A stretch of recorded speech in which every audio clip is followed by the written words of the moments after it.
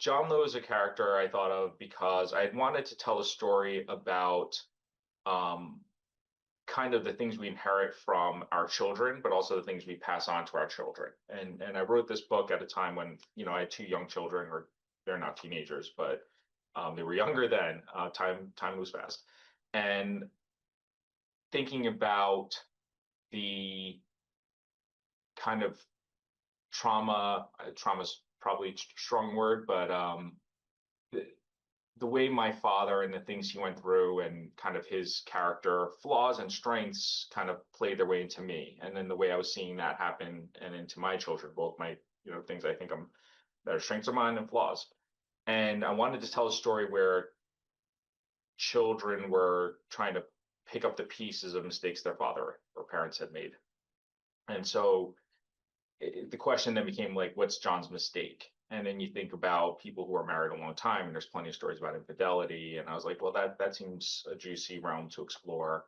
And I wanted to write about a man who just didn't know how to cope with his own anger and grief and sadness about just the state he finds himself in. So, for example, he's a lawyer, a partner in a law firm in New York City. And back in the early 90s, a lot of these big firms, they had minority partners, but it wasn't nearly as diverse as it is today. And even today, I think there's a lot of underrepresentation in law firm partnerships, particularly big firms. And there's statistics on this, I did research on both in law school and after, but we don't have to dive into that. But I wanted to tell that story, and it just kind of came together in this story of John 30 years ago, struggling with this mistake he had made and having this affair. And then also on top of that, I wanted to start with the story of this acquittal, because most legal dramas, they end at the verdict. And I always thought it was interesting to think about what happens after that ending. And so that really just kicked off the story about how he's dealing with that. John is accused of the murder of his former lover, who was a law firm associate, who worked for him, basically, who was their employer.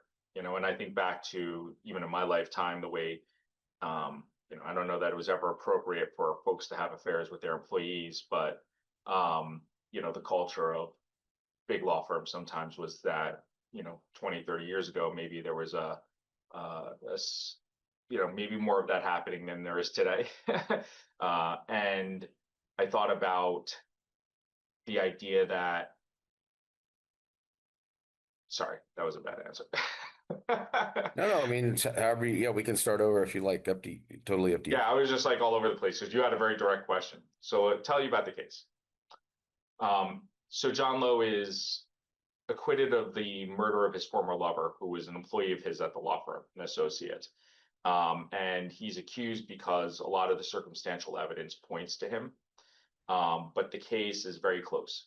But it starts with his acquittal, which is, a tragedy and a victory for the defendant. It's a victory because, the defendant goes free, and that's the way the system is supposed to work. We're supposed to prove people are guilty beyond a reasonable doubt. It's better that guilty people go free than innocent people go to prison, right?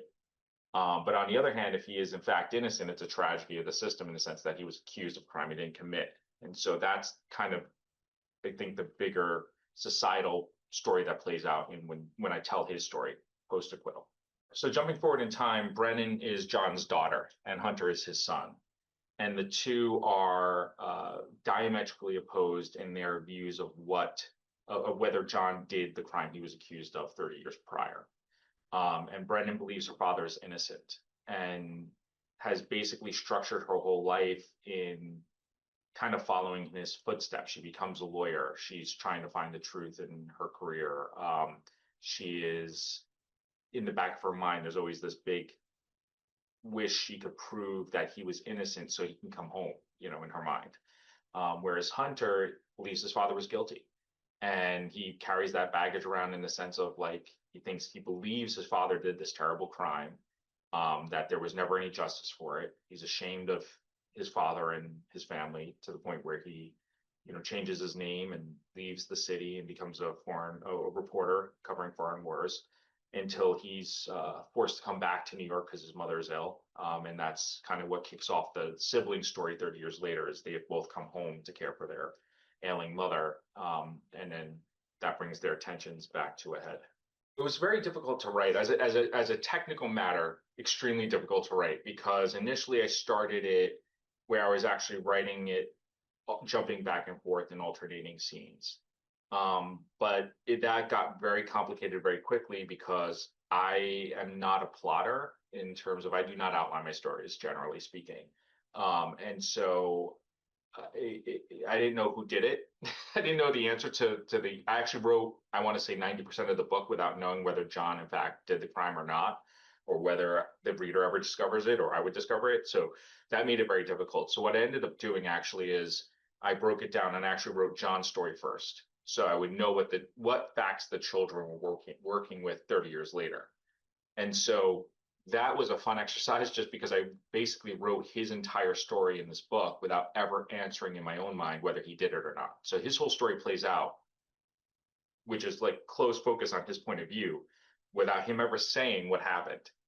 And then I wrote the children's story. Now from a technical point of view, the way I made it line up and is super mathy, but if you're taking a traditional 3-act story structure and you're targeting 45,000 words per, well, in most novels 90,000 words, right? This one's longer, but I was operating in this start in my head. So you're allocating 45,000 to each story, so that's 15 stories per act, 15,000 words per act. And so the way I plotted it out in my mind, just high level structure, is you want this to happen by the end of the first act, the characters to be in this place emotional and plot wise in the second, third, and the climax. So despite having written them fully apart, when I put them back together, I just lined up each beat point so they're happening at the same times. And that actually, I weirdly enough, made it work.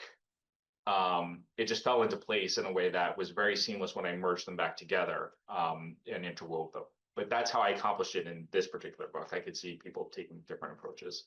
The mother was a very challenging thing for me to write because I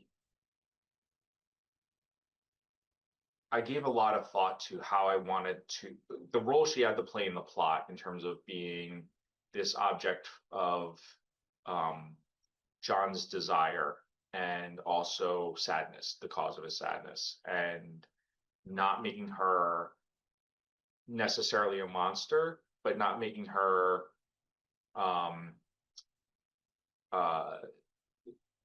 I didn't want to make her a villain in terms of like she's the bad person in their marriage, because obviously he's the guy who has the affair, right? And at the same time, I wanted her to be a mother that children loved, so they come back to take care of her, but not everybody's a great mom either, right? And I wanted to make that kind of seem real, but also because I was already trying to tell the stories and full stories, emotionally complex stories of 3 people and the word limit I had, somebody had to kind of have less words dedicated to her and their interior journey. And so when I realized I was never going to be able to really, I think, really flesh out Jane's character in the sense of like her interior life in a way that I thought would be great, I think I made a choice from a literary perspective. I was like, you know what? If that's the case, then I have to tell her story through the way these other characters perceive her.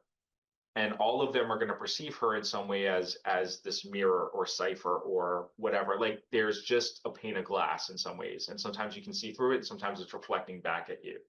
And because I can't tell her interior story, then that's common to all of them. And I think it really informed the way I told that story and the relationships, and it really changed the interior life of those characters from my original conception through, I think it made their stories more true, because if your wife or your mom is somebody you never really understand or you never really get behind her head, it would affect you. And so I think the actual practical limitation led to an interesting artistic choice and an interesting character choice for those folks.